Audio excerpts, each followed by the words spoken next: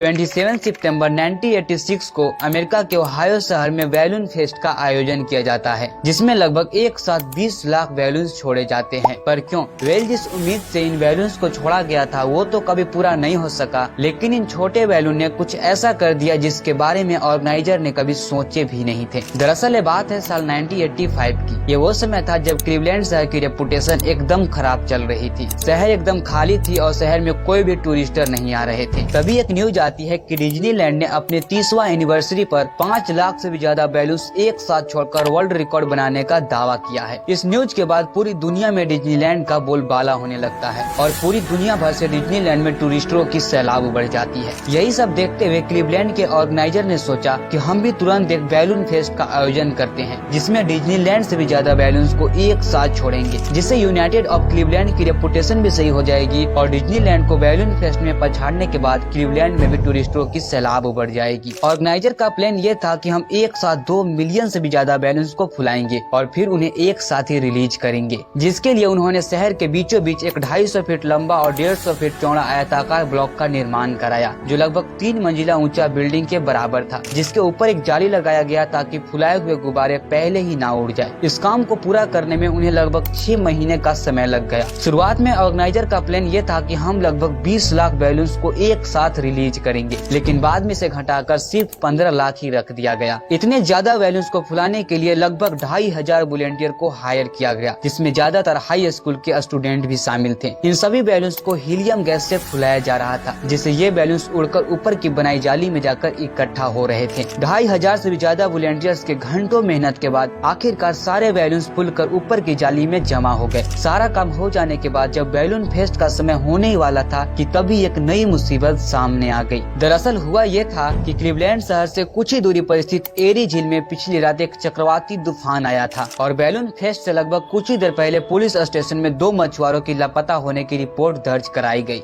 दरअसल रेमंड और सुल्जर नाम के दोनों मछुआरे पिछले दिन एरी झील में ही फिशिंग करने गए थे, लेकिन चक्रवात के बाद वो वापस घर नहीं लौटे। अधिकारियों को शक था कि चक्रवात के कारण शायद दोनों मछुआरे एरी झील में ही डूब गए होंगे। इसीलिए कोस्ट गार्ड फोर्स ने तुरंत दोनों मछुआरों की खोज और बचाव अभियान शुरू कर दिए। उधर बचाव अभियान अभी चल ही रहे थे और दूसरी तरफ क्लीवलैंड शहर में बैलून फेस्ट का टाइम नजदीक आता जा रहा था, जहां बैलून फेस्ट को देखने के लिए पूरी दुनिया भर से 1 लाख से भी ज्यादा लोग क्लीवलैंड शहर में इकट्ठा हुए थे और वो बस इस इंतजार में थे कि कब दुनिया के सबसे बड़ा बैलून फेस्ट का समय होगा। ऑर्गेनाइजर्स को इस बात की बहुत ज्यादा खुशी थी कि पिछली रात का चक्रवात आज शायद नहीं आया, लेकिन जैसे जैसे दिन चढ़ता गया मौसम ने फिर से एक बार करवट बदलना शुरू कर दिया। ऑर्गेनाइजर ने सोचा कि अगर बारिश के चलते बैलून फेस्ट को रद्द कर दिया जाएगा तो ये क्लीवलैंड शहर के लिए एक बर्बादी का सौदा होगा, क्योंकि 15 लाख से भी ज्यादा बैलून्स पहले ही फुलाए जा चुके हैं और इतिहास में पहली बार इतनी ज्यादा भीड़ क्लीवलैंड शहर में इकट्ठा हुई है और इस गोल्डन चांस को गंवाना क्लीवलैंड शहर के लिए एक बर्बादी का सौदा होगा।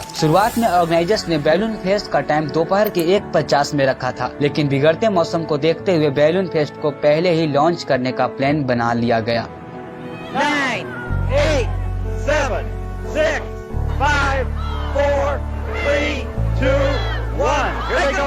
Liftoff. Amazing. And the fan is up, and there they go, John.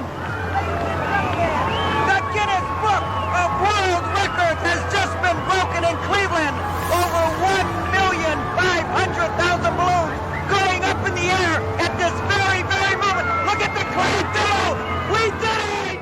इस बात में कोई शक नहीं कि बैलून का लॉन्च एकदम सही हुआ था, लेकिन तभी एक नई आफत ने फिर से एक नया मोड़ ले लिया, क्योंकि बैलून्स को लॉन्च होते ही हल्की हल्की बारिश होने लगी। आमतौर पर जब हीलियम से भरा बैलून आसमान में छोड़ा जाता है तो ऊपर जाने के बाद कुछ ही देर बाद वो खुद ब खुद पिचक जाते हैं, लेकिन बैलून फेस्ट के तुरंत बाद ठंडी हवा और बारिश के चलते ऐसा कुछ भी नहीं हो सका और 15 लाख से भी ज्यादा फुलाए हुए सारे बैलून्स वापस जमीन पर ही नीचे उतरने लगे। इन गुब्बारों की संख्या इतनी ज्यादा थी कि उन्होंने देखते ही देखते पूरे शहर में हड़कंप मचा दिया और कुछ बैलून्स तो पास ही के वर्क लेक फ्रंट हवाई अड्डे पर भी उतर गए, जिसके चलते सभी प्लेन्स को कुछ घंटों के लिए रद्द करना पड़ा, जिससे कंपनी को भी बहुत ज्यादा नुकसान हुआ और कुछ बैलून्स शहर के सड़कों पर भी लगातार नीचे उतरने लगे, जिसके चलते एक के बाद एक कार एक्सीडेंट भी होने शुरू हो गए। इन्हीं सभी परेशानियों को देखते हुए तुरंत शहर की टीम को बैलून को हटाने के लिए बुलडोजर को भी मंगवाना पड़ा। ये छोटे गुब्बारे पूरे शहर में हड़कंप मचा ही रहे थे कि एक और समस्या सामने आ गई, क्योंकि पिछली सारी रात चक्रवात के चलते लापता हुए मछुआरों की तलाश अभी भी कोस्ट गार्ड नाव और हेलीकॉप्टर की मदद से कर ही रहे थे कि तभी इन बैलून्स ने वहाँ भी अपनी टांग अड़ा दिए। दरअसल लाखों की संख्या में ये बैलून्स उड़ते हुए एरी झील में भी जा गिरे। बैलून फेस्ट से लगभग 2 दिन बाद अंततः थक हार कर कोस्ट गार्ड ने मछुआरों की तलाश करना बंद कर दिए, ये कहते हुए कि लाखों रंग बिरंगे गुब्बारों के बीच एक लाश को ढूंढना पॉसिबल ही नहीं है। और 2 दिन बाद उन दोनों मछुआरों की डेड बॉडी अपने आप ही झील के किनारे बहकर आ गई और ये कांड पूरी दुनिया में वायरल हो गया। यही सब देखते हुए एक मछुआरे की बीबी ने यूनाइटेड ऑफ द क्लीवलैंड और उसकी कंपनी पर ही मुकदमा कर दिया, जिन्होंने इस बैलून फेस्ट का आयोजन किया था। और इसी बीच ओहायो के एक चरवाहा ने भी इस कंपनी पर $1 लाख का मुकदमा दायर किया, ये कहते हुए कि इन रंग बिरंगी बैलून्स को देखकर उसके अरबी घोड़े डर गए थे, जिन्हें शांत कराने में उन्हें कई अस्थायी चोटें भी आई हैं। और अंत में कोर्ट ने यूनाइटेड ऑफ क्लीवलैंड और उसकी कंपनी को ही दोषी ठहराया। वे जिस उम्मीद से इन्होंने बैलून फेस्ट का आयोजन किया था कि वर्ल्ड रिकॉर्ड में नाम दर्ज कराने के साथ साथ अपने शहर का भी नाम रोशन करेंगे, लेकिन एक प्रभावशाली दृश्य के रूप में याद किए जाने के बजाय ये इतिहास के एक घातक आपदा के रूप में हमेशा के लिए दर्ज हो गया।